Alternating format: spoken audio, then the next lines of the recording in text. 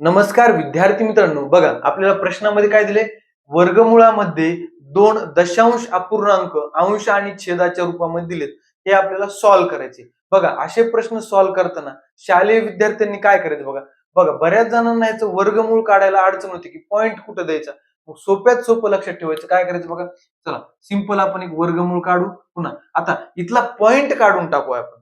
Point काढला की आपलं सगळं सोपं होऊन जातं. बघा आता 0.289 याचा पॉईंट काढण्यासाठी बघा, पॉईंटच्या नंतर किती अंक आहेत, 1 2 3 तीन अंक आहेत. मग काय करायचं, छेदामध्ये एकावर 3 शून्यांनी गुणायचं, म्हणजे इथला पॉईंट निघून जातो. म्हणजे बघा इथला पॉईंट निघून गेला.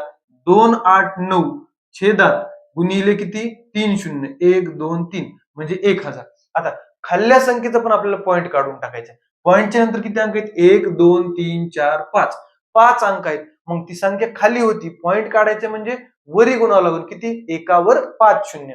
बघा इथला पॉईंट निघून गेला 441. एकावर किती, 5 शून्य, 1 2 3 4 5. आता आपण सॉल्व्ह करू शकतो. बघा 3 शून्य कटले, इथले 3 शून्य कटले. आता यांचे वर्गमूळ तर आपल्याला काढता येतात. 289 कुणाचा आहे, 17चा आहे. म्हणजे इथं किती आलं, 17. खाली 441 कुणाचा वर्ग आहे, 21चा. 21 आलं. आणि बघा इथं गुणाकारामध्ये 100 कुणाचा वर्ग आहे, 10चा. गुणिले 10 म्हणजे विद्यार्थी मित्रांनो आपलं उत्तर काय आलं बघा. 17 गुणिले 10 म्हणजे 170 छेद 21. 170 छेद 21. आणि याला आणखी आपल्याला रिड्यूस करायचं असेल किंवा मिक्स्ड फ्रॅक्शन करायचं असेल तर काय करणार आपण, बघा 21 एक 21, 21 8 168. 168 उरले किती, 2, म्हणजे 2 छेद 21. हे आपलं फायनल आन्सर येणार. धन्यवाद.